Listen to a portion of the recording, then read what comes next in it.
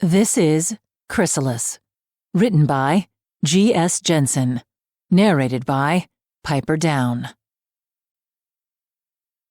You cannot buy the revolution. You cannot make the revolution. You can only be the revolution. It is in your spirit, or it is nowhere. Ursula K. Le Guin. Milky Way, Sector 1. Solemn, capital of the Anadan Empire. You can't be serious. I assure you, Miss Hinatari, I am always serious. And always an imbecile. Director Hashkin was the worst sort of bureaucrat, drunk on power and utterly uninterested in the work he was entrusted with supervising. She leveled her best glare at him, though it was a poor substitute for knocking him senseless. This new regulatory burden is far too onerous. You will crush the vibrant technology industry on Asterion Prime, an industry that is almost single-handedly ensuring this empire maintains supremacy in the galaxy. In his annual speech last month, President Kyvan stated that we must always strive to be the most advanced and progressive power in explored space. Do I need to step through the provisions of these new regulations one by one and explain to you how each and every one defeats the President's stated goal? Hashkin's mouth turned down in a vulgar pout. Do not patronize me.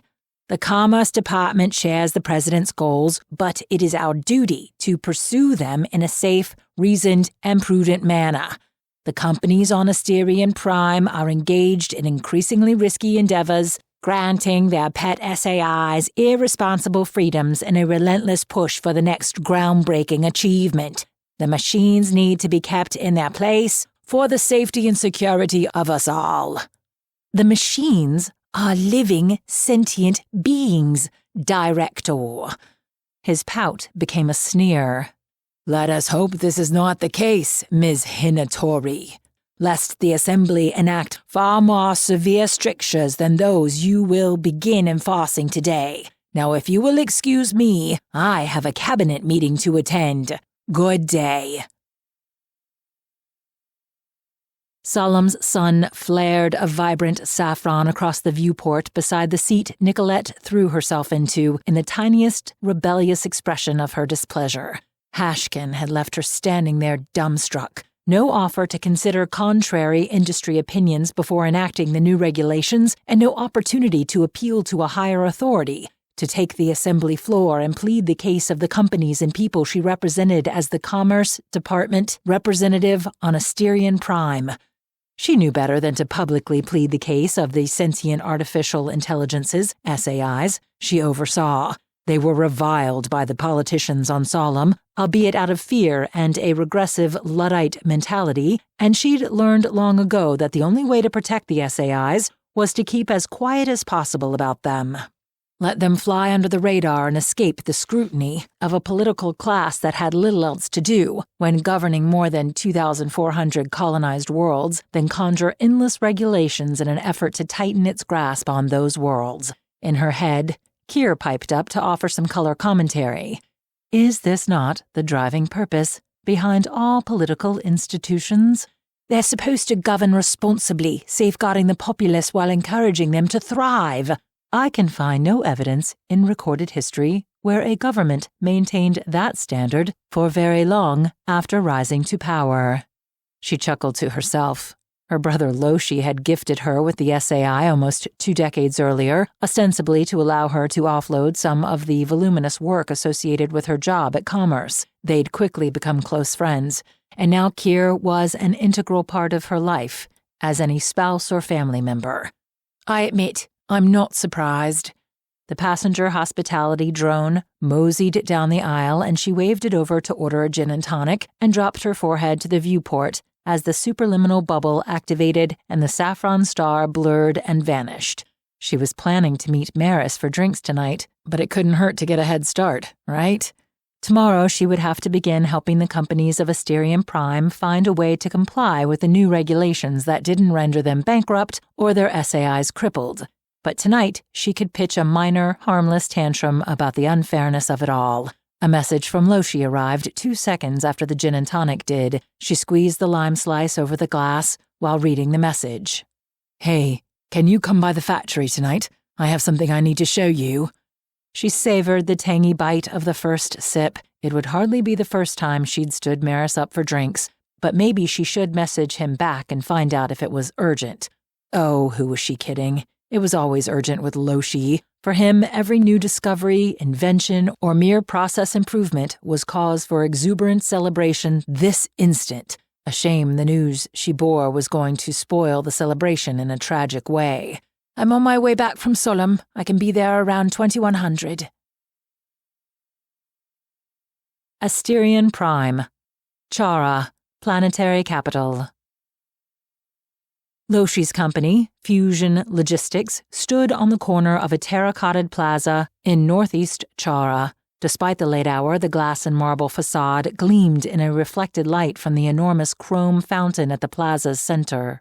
Nicolette shed her cashmere wrap the instant she got inside, then scanned herself through the security and took the lift down to the basement lab. Loshi maintained a fancy corner office on the top floor, but he spent his daytime hours overseeing ongoing projects in the lab and his nighttime ones tinkering with fanciful ideas that all but inevitably became new projects. Her brother was a genius in every sense of the word, a brilliant polymath whose nominal career as a systems engineer barely scratched the surface of his talents.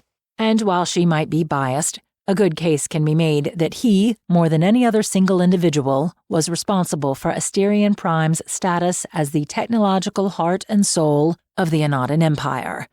321 years of pushing the boundaries of materials and systems R&D had made him a wealthy man and Chara a wealthy city.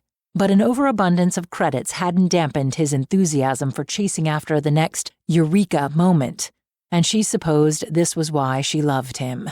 Voices drifted out from the back of the lab as she entered. Loshi's animated and engaged, the other one feminine and reserved. She scowled. Had he asked her here with due urgency to introduce her to his date? She rounded the corner to find him talking to a short woman, sporting curly ginger hair and a plain navy pantsuit. "Hey, Nico.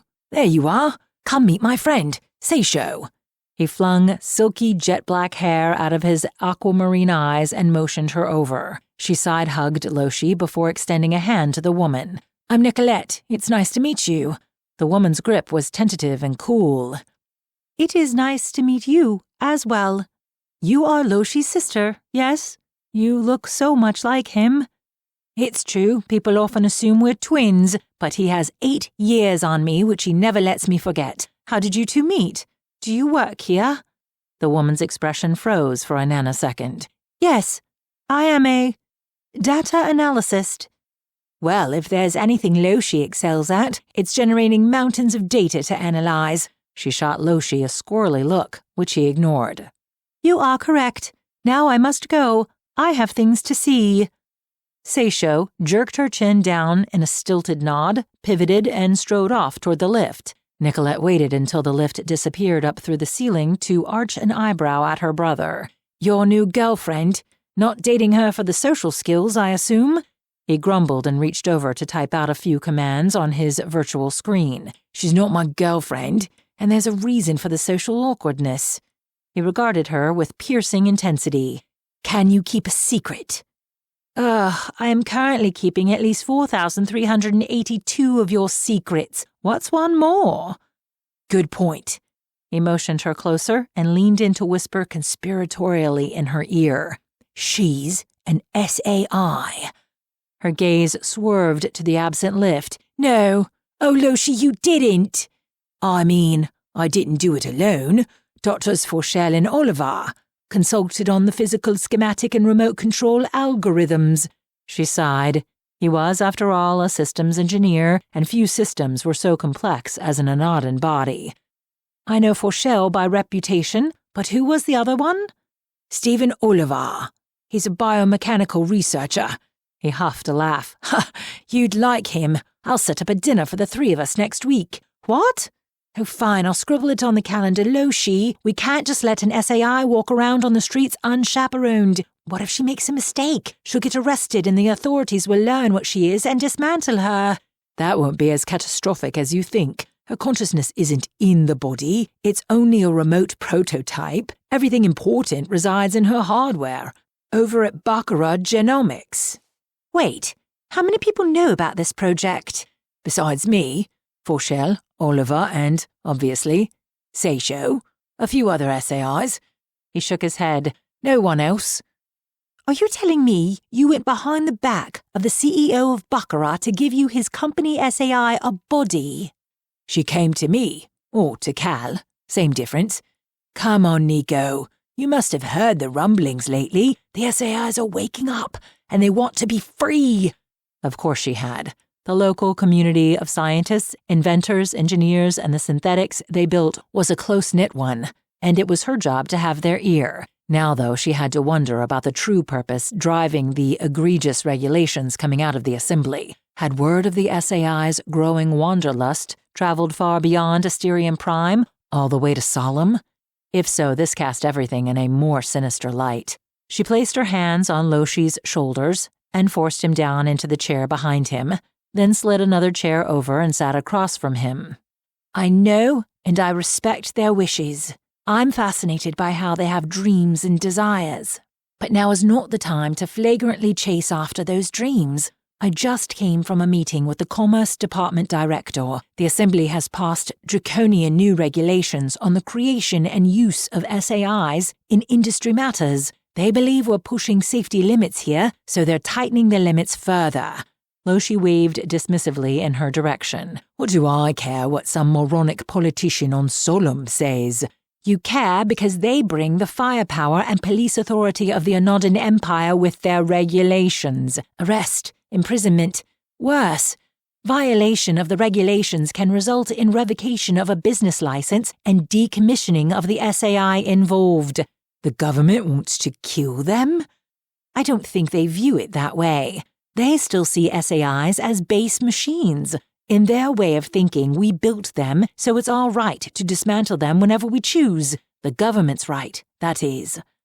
He dragged a hand down a grim face as her admonitions started sinking in. Oh, Seisho will be fine. She's well versed in all the laws and ordinances as well as social customs, but... Abruptly, he leapt up and went over to the storage room in the rear of the lab and opened the door. I've made more mannequins and promised them other friendly SAIs. Who am I to deny them the freedom to walk the streets as living beings? Oh, Loshi. She went over to him and rested her head on his shoulder. I'm sorry to be the bearer of bad news, but you can't do this. Not right now. It's not safe.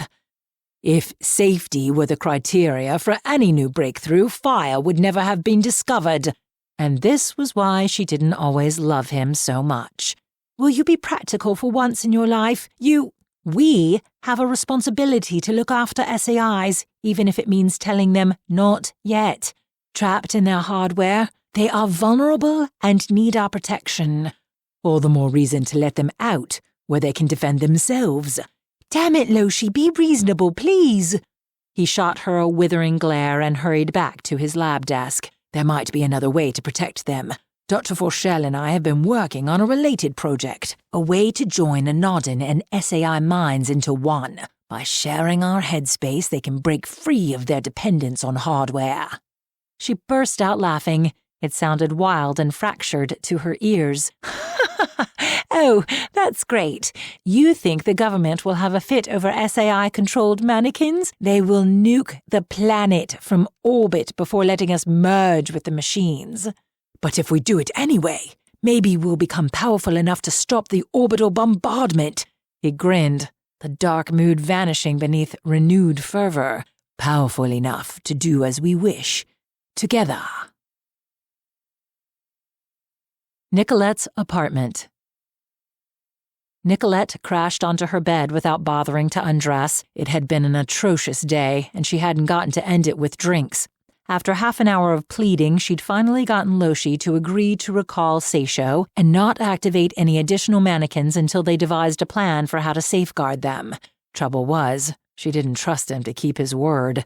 not even when given to her. Kia, what do you think about Loshi's plans and about the new government regulations? I could really use some refined wisdom. Even if my wisdom disagrees with your own, always. I believe the government has decided it is coming for us no matter what we do, so rather than waste time and effort on a pointless quest to avoid it, I suspect it will be better to use this time to prepare ourselves for the incipient battle. If we are to fight, then let us fight not solely for what we already have, but also for what we dream of acquiring.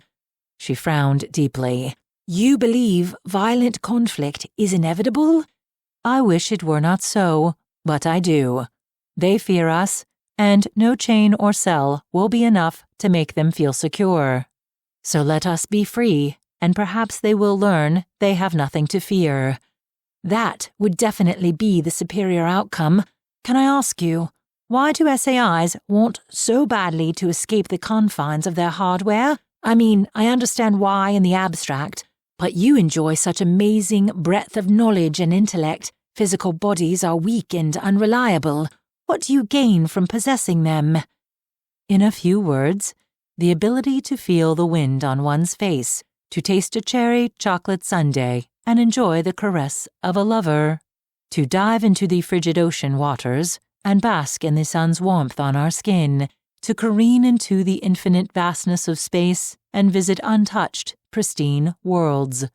Oh, when you put it that way. A follow-up question hovered on her lips and she forced herself to ask it. What about you, personally? Do you want to use one of Loshi's mannequins? Or do I want to join with you? I would never suggest such a venture. The Anadan mind is inviolate and remarkable, and I dare not presume to intrude upon one, most of all, yours. She couldn't help but recall Loshi's zeal and the passion animating his voice as he gushed over his plans and what they could mean for their future. What if I invited you in? Should such an invitation come to pass, it would be my highest honor to join with you. Thank you for being honest, Kia. I need to think things over. Commerce Department, Asterion Prime Division. JARA authorities have raided the offices of 3 prominent companies, Daedalic Entertainment, Jennsen Services, and Spacer Ventures, citing violations of recently issued assembly regulations limiting the authorized uses for SAI machines. Nicolette groaned, dropped her elbows to her desk and her head into her hands. She'd distributed detailed instructions on how to comply with the regulations to every damn registered corporation yesterday, for the 3rd time. As thanks, she'd gotten an inbox full of angry tirades, as if she were personally responsible for the regulations instead of just the reluctant messenger. She'd warned everyone they would face severe consequences to a failure to comply. And now, those consequences were arriving over the barrel of a gun. On the wall screen, the news reporter continued her breathless reporting of the scandal.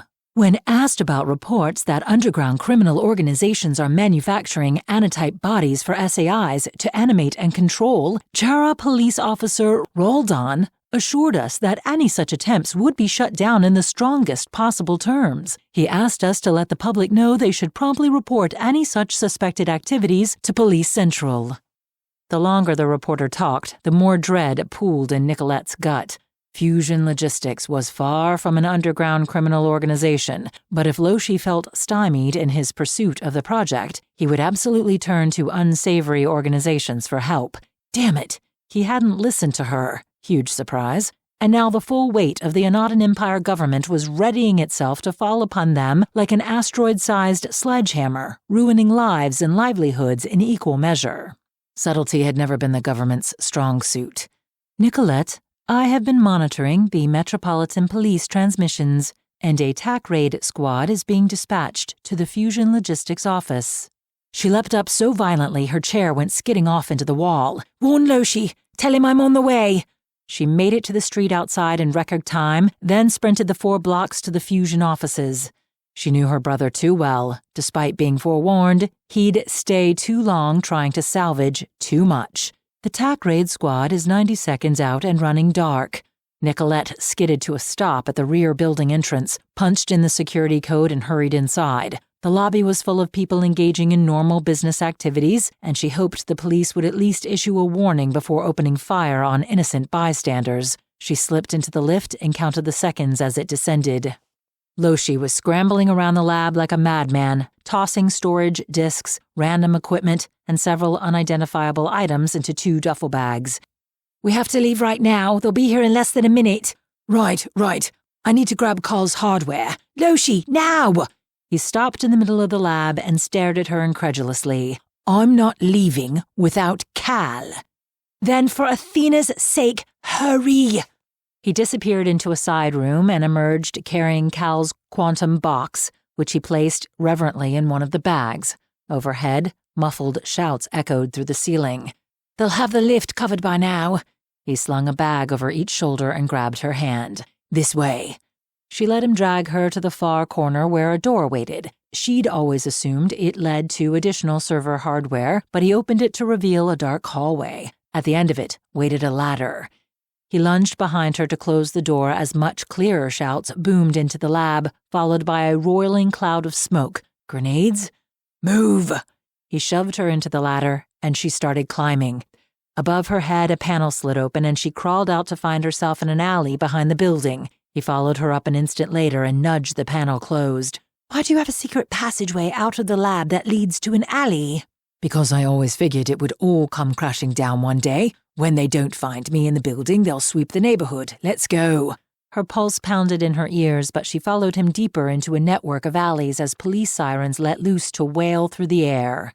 They'd gone 4 blocks before he abandoned his driven pace to throw himself against the back wall of a deli. My life's work, all gone. She touched his arm. You'll create new marvels. Your genius is your work. Will I? I'm pretty sure I just became a fugitive. He wasn't wrong. In a matter of minutes, their lives had flipped upside down, and she had no idea what it was going to mean for them. You can get a new identity, start a new company somewhere else. There are people who can make that happen. What about you? I'll try to... Shit. The police will want to question me. They'll probably be at my apartment any minute now. The next few actions determined, she nodded firmly. For now, I'll try to placate them. You go stay with Maris. Even if they suspect something is amiss, the police won't dare raid her place. Let me throw them off my scent, and then I'll meet you there and we'll figure out what to do. His posture sagged as the gravity of the situation began to catch up to him, but he motioned her off. Don't get yourself arrested, little sister. I need you with me in this. Nicolette's apartment. Nicolette opened the door wearing a neutral, almost bored expression. Officers? Can I help you? 3 members of a TAC raid squad wearing full combat gear forced their way past her to fan out through her apartment. The last one to enter scanned the kitchen while blocking her path to the door. When was the last time you saw your brother, Loshi Hinatori? We had lunch 2 days ago. Is something wrong? Is Loshi in trouble? We need to search your apartment. It was an order, not a request. She struggled to pinpoint the correct mix of fear and indignation to display. In a world where things were normal, how angry would she be at this intrusion? How fearful for her brothers or her own safety? Fine, but tell me what's going on. I'm a government official and I have the right to answers. One officer headed into her bedroom while another opened every door and peered under every couch. The third one remained nearby to scrutinize her with hard, strident eyes. And you haven't spoken to him since your lunch? No. Please tell me what this is all about. Don't make me file an official complaint with Police Central. The officer who had investigated her bedroom returned and gave a minuscule shake of his head, and the lead officer renewed his intimidating glare. If you see or speak to your brother, you should inform us immediately, or else you will be charged as an accessory after the fact. After the fact of what? You haven't told me a damn thing about what Loshi has allegedly done. Thank you for your time. In seconds, all 3 officers had vacated the apartment. She closed and locked the door behind them, then rushed into the bedroom. Her clothes drawers were hanging half open, their contents spilled across the floor. What? Had they imagined Loshi was hiding folded up in a drawer? But the full-length mirror in the corner was intact. She felt along the sides and confirmed the locks showed no signs of being tested. They hadn't found the secure vault or its precious contents. Kyr's hardware. She sank down on the edge of the bed and worked to calm her racing heart. "Kyr, are you okay?" "I am well, but you are not." She really wasn't. She'd never in her life been a criminal. Not until the government had criminalized innocent behavior did they truly fear synthetic life so much that they were willing to destroy businesses and Anadan lives to keep it chained up, to deny sapient life not only freedom, but the right to exist at all. Kyr was a gentle soul, and while most SAIs she encountered were idiosyncratic and often downright peculiar, she'd never come across a malevolent one. She had to believe if government leaders were to simply meet an SAI, have a normal conversation with one, they'd soon realize their folly. But she'd tried that avenue of attack multiple times. No one in the halls of the assembly cared to listen to her entreaties. "Focus, Loshi doesn't have much time." She drew in a sharp breath and stood to retrieve a small bag from her closet, too large and it would look as if she was fleeing. "I have to meet Loshi at Maris's place. I'm taking you with me." "I'd appreciate it. The police will be watching you, however." "They will be. Can you write up a cybernetics routine to alter my hair color?" "It will be ready in 10 seconds." She changed into camel leggings and a black tunic, then slipped on a beige coat and fastened it up. Next, she retrieved Kyr's quantum box from the vault and secured it in the bag, concealing it with 2 changes of clothes, toiletries, and several storage disks. "The routine is ready." "Send it to me. I'll queue it up for when I need it." She went into the kitchen and grabbed a couple of water containers and protein bars, adding them to the bag. Finally, she glanced around the apartment, cognizant that she might never see it again. So be it. She secured the bag over her shoulder and walked out the door. Chara. 10 meters ahead of Nicolette, a man in a gray-tailored suit crumpled to the sidewalk like a puppet whose strings had been cut. Her step hitched, but she forced herself to keep walking as bystanders around her rushed to his aid. Anadans did not drop dead in the middle of the street unless they'd been shot in the head or heart, and sometimes not even then. She saw no traces of blood as she passed the body. So it was an SAI-controlled mannequin. Somewhere on the planet, a figurative plug had been pulled on a living machine. Her gaze swept across the pedestrian traffic with renewed interest. How many mannequins were walking around disguised as Anadans? It had only been a few weeks since Loshi had shared the existence of the prototypes with her, but he never had been one to waste time, and SAI's quantum brains moved fast indeed. As of yesterday, there were 4,689 registered SAIs on Asterion Prime. In the last week, the police had confiscated the SAIs belonging to 26 companies for technical, if not spurious, violations of the new regulations that she knew of. But if Loshi had shared the prototype specs with other like-minded engineers, there could be hundreds of mannequins by now, 1,000 or more. How far was the government going to take this? And how far was she? The entrance to the Love tram station loomed forbiddingly on the next block, and she steeled herself for the coming gauntlet. The lobby was busy, as was typical this time of day. People proceeding about their lives oblivious to the wreckage currently being made of others' existence. She stepped into the crowded tram headed to the city center and wormed her way toward the middle, so she was surrounded on all sides by commuters. The best surveillance cams and facial recognition technology still stumbled when confronted with so many moving bodies in proximity. At least, she hoped like Hades they did. The tram started moving and she activated the routine Kyr had written. Over the next 20 seconds, her hair steadily lightened from rich black to a dull chestnut. As it did, she casually and oh so slowly unfastened her coat, slid it off her shoulders, and let it drop to her feet. As the tram came to a stop and the doors opened, she slid on a pair of stylish shade wraps and pulled her hair out of the knot it had been bound up in. Alterations complete, a different woman walked off the tram.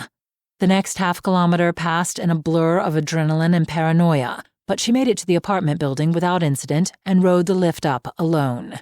Marisidani dragged her through the door before wrapping her up in an emotional embrace. This is all just dreadful. What can President Kaivan be thinking to cause such pointless upheaval? She'd met Maris almost 80 years earlier at a reception she'd hosted at the Asterion Prime Commerce Department shortly after being named its representative. Maris's parents were wealthy philanthropists, a calling that intersected with Commerce's purview more frequently than she'd expected. Maris was an artist, painter, sculptor, musician, writer. So far, as Nicolette had seen, nothing existed in the world that didn't achieve greater beauty in Maris's skilled hands. The woman wasn't a techie, but she enjoyed consorting with their ilk, and thus was a friendship born. I wish I had an answer. She drew back to peer around Maris. Is Loshi here? He is, and in quite a state, I'm afraid. I know. Thank you so much for letting us crash here for a few hours. I hope we're not endangering you. Maris glanced at the door, a dancing smile growing on her lips. Can I tell you something? It's kind of exciting. The intrigue, the peril. It's like starring in a thriller vid, or being the faithful sidekick in one at a minimum. Trust me, being one of the stars isn't nearly so glamorous as the stories imply. Loshi burst into the living room, dragging both hands through now tangled hair. You made it. I was worried. I'm fine. The police came to the apartment hunting for you, but I made certain I wasn't followed here. She went over and took his hand, urging him down beside her on the couch. What do you know?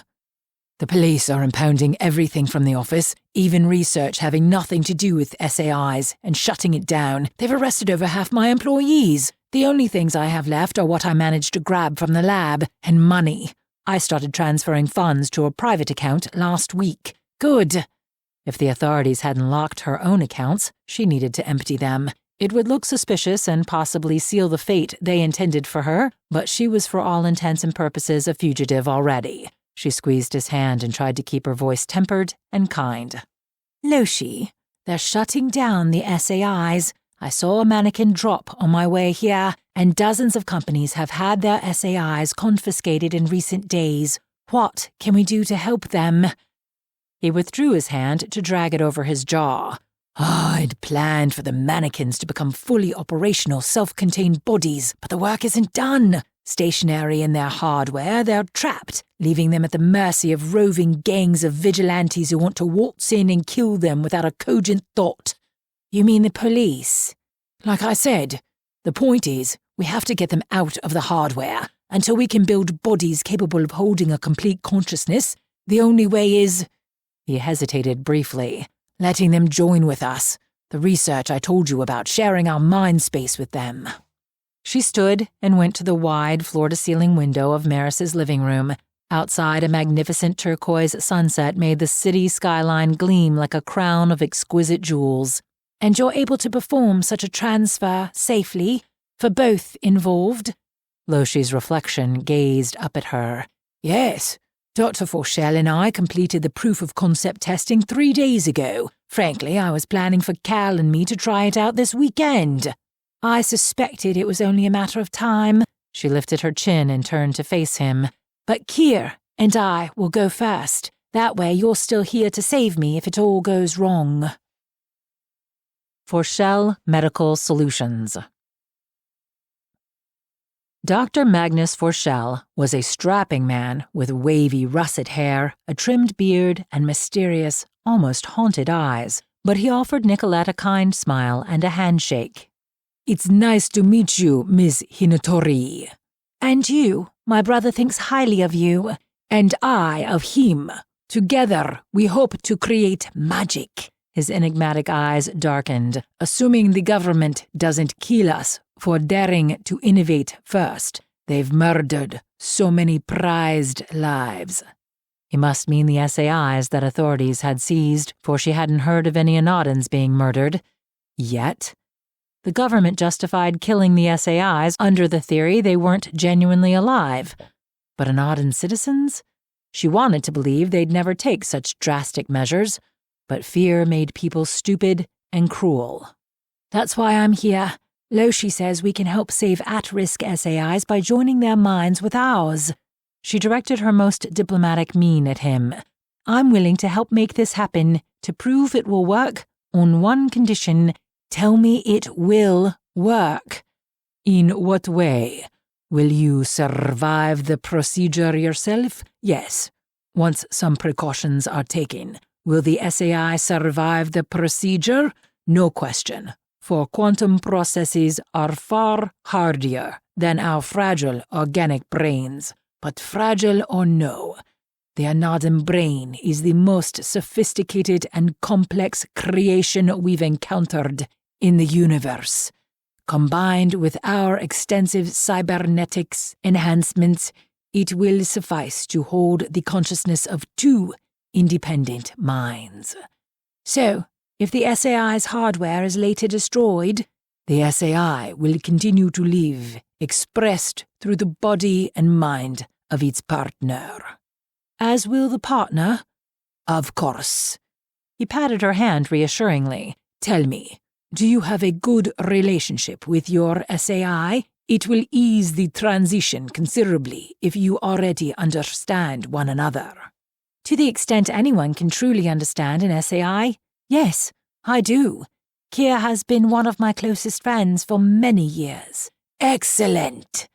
Forshell rubbed his hands together a mite too eagerly. Then let us get started, for time runs short. They followed him up a lift to the deserted top floor of his clinic and into his research lab, a fastidiously clean space that smelled strongly of the antiseptic, coating metal and ceramic equipment and glass walls. Dr. Forshell was a physician by trade, and his scandalous forays into SAI hardware and the merger of organic and synthetic had been kept secret from an over-curious government so far. Loshi stopped her in the doorway. There's time to back out, little sister. We have other volunteers, namely me. She gave him a closed-mouthed smile and shook her head. No, this is your dream, so it's mine as well. Besides, I'm responsible for the well-being of all the SAIs, or I feel as if I am anyway. If there's a way to save them, I have to do everything I can to make it happen. If you insist. His lips pursed. I'll be right behind you. Your SAI's hardware, please? She shifted her gaze to Forshell and handed him the quantum box. What do I need to do? Make yourself comfortable on the table here. In a few minutes, I'll administer some mild anesthesia, and a short while later, you'll wake up transformed. Transformed. She glanced at the door, fighting the urge to flee. I will never hurt you, Nicolette. You know this, yes? I do know it. We're in this together, come what may. Join with me, and I will show you the universe, my friend. Asterion Prime Governor orders closure of SynthNet laboratories and quant communications in response to escalating restrictions on the construction and deployment of synthetic machines. I'm 12 years old, and Loshi is sneaking me into a party at his friend Michael's houseboat. Chara Police Commissioner authorizes the creation of a secret SAI suppression task force to target extra-legal use and support of artificial. Darian Toscano's wet, warm lips suddenly smush against mine and I freeze, blanking on how people in the vids make kissing look sexy. Notice of investigation delivered to the Asterion Prime Commerce Department for suspicion of insufficient enforcement of new regulations. I'm falling free, the frigid wind rushing past my face in 1,000 pinpricks as the cerulean ocean rushes up to greet me. Nicolette pressed her fingertips to her temples, eyes squeezed shut. Slow down, I'm drowning in that bottomless ocean I parachuted into when I was 14 years old. Apologies. This is most disruptive for my process as well. Nicolette breathed in through her nose. I know it is. I can feel it. She could feel everything, though most of it hovered on the edges of her perception, behind a bulwark designed to keep her from literally drowning in thought and data. Maybe ease off on delving the childhood memories too, lest we both get embarrassed. Oh, I see. The progression of time for me is not precisely the same as it is for you, and your saved memories are all simply here, in your mind, woven into an intricate web of A spike in tension broke through the bulwark, and Nicolette battled a surge of panic. "What is it? What's wrong?" "Attack raid squad is staging outside the building." She forced her eyes open and struggled to a sitting position, yanking sensors and wires off her skin. Forshell's clinical gaze swam before her, probing her for signs the procedure had succeeded. "The police are here. We have to go. Is there a back way out?" The doctor jerked away in surprise. "What? They can't have found out about the lab." Police received a tip from an employee in the accounting department. Loshi's hand rested on her arm. "Are you okay, Nico?" She blinked furiously, trying to clear the strange blurriness, and abruptly her vision snapped into hyper-sharp relief. A glittering aura framed her brother's face, while pulsing flows of electricity streamed through the surrounding walls. "Better?" "Much. Is this how you see the world?" "After a fashion, as you say." "I think so. No time to find out for sure right now. Doctor, one of your employees reported your activities to the police. Please, Loshi, a way out?" His brow furrowed for 2 seconds, and he nodded vigorously. "Let's get to the roof."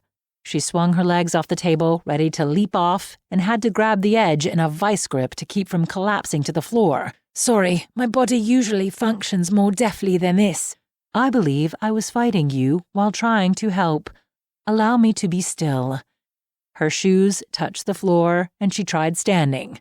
So far, so good. Forshell was running around grabbing random server cubes and data disks, much the same as Loshi had done in his own lab, muttering about his work and the travesty of it all. A bolt of pain sliced through her forehead, evoking a wince. Forshell had warned her she would experience headaches for several days, but damn! "The roof's a way out of the building, but not out of this mess." "Trust me, little sister." Loshi offered her his hand. "Magnus, we need to go. Out into the hall, then to the left." "The squad has breached the building." She forced her wobbly legs to move faster. "They're inside. We don't have much time." She let Loshi steer her out of the lab and down the hall. Around the corner, a ramp led up to an unmarked door. Forshell hurried ahead and punched in a code. The roof access door opened to reveal a night sky churning with angry clouds. The damp scent of incipient rain and the charged ionization of lightning ready to unleash its rampage. Her nerves were on fire, every pore of her skin open wide and drinking in the visceral deluge of sensory manifestations that brought a physical existence to life. My gods, I never knew. Neither did I.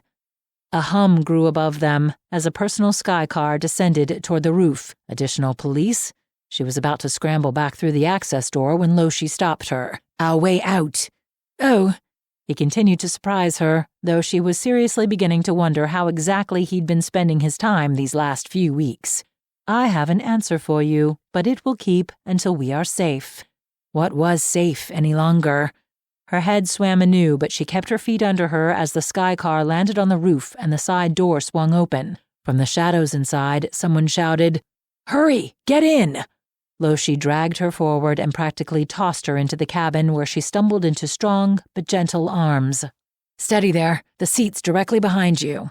She looked up into enchanting hazel eyes framed by wavy, amber-tinged chestnut hair. "Thank you." The man turned to help Loshi and Dr. Forshell get situated, and she sank gratefully into one of the passenger seats. The sky car lifted off once more and banked to the east as the clouds opened up and rain began pelting the windows. Then the hazel eyes were back, accompanied by a concerned frown. "All good?"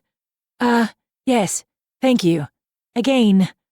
A smile broke across the man's features. "Glad to hear it. I'm Stephen Oliver."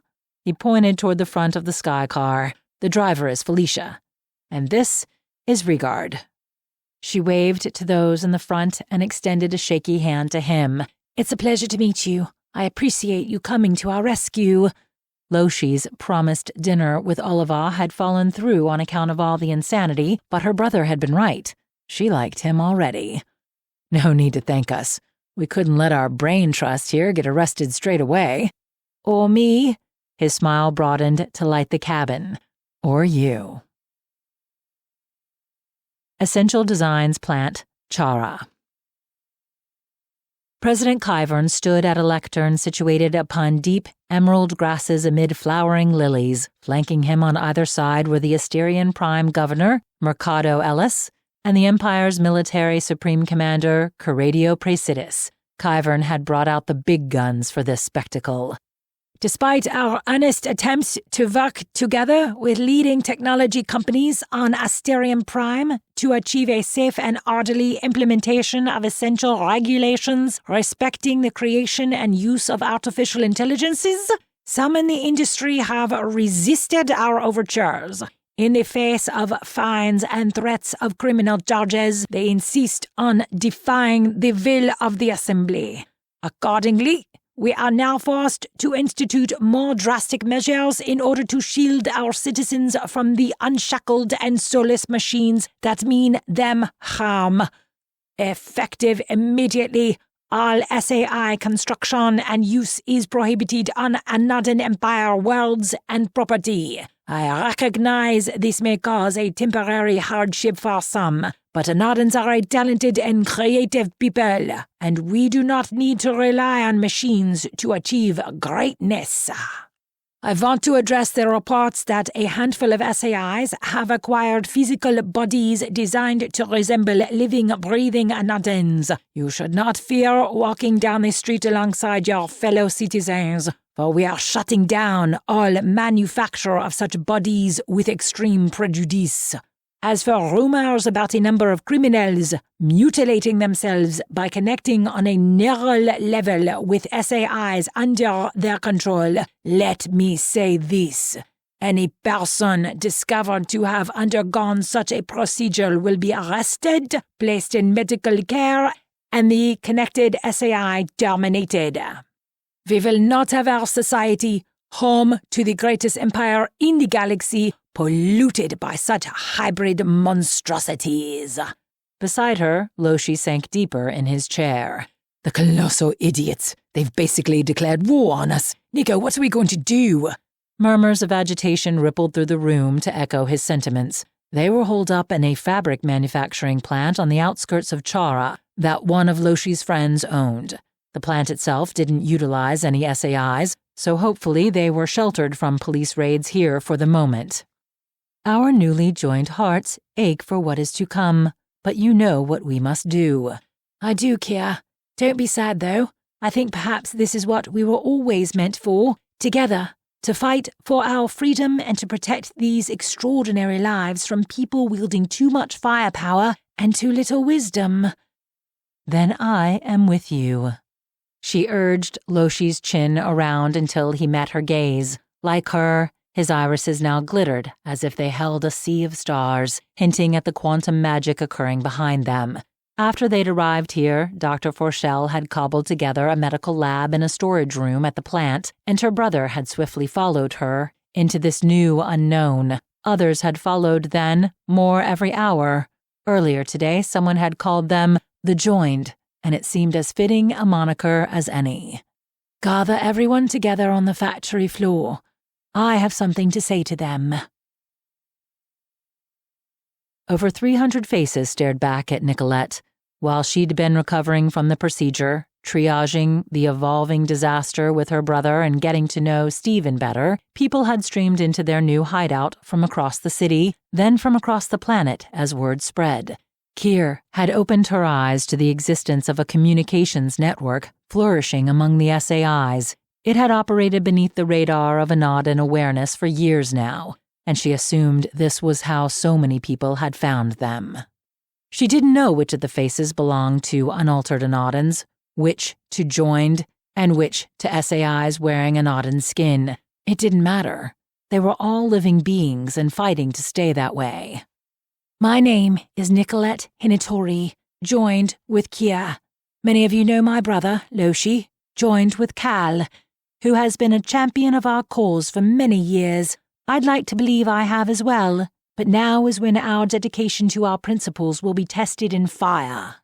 The Empire believes it has the right to determine who is worthy to live and who is consigned to die. It issues a checklist of approved criteria, conveniently places Anodins at the top of the food chain, and claims the authority to execute anyone who doesn't conform to its parochial, bigoted definition of life. But you and I know better. We know that life takes infinite forms, and no matter its origin, it is beautiful. It is worth preserving and protecting. The government calls us criminals, but I call us rebels. We are Asterions, and we will fight for our right not merely to live, but to live free. Her brother leapt up beside her, took her hand in his, and raised them high in the air. We will fight.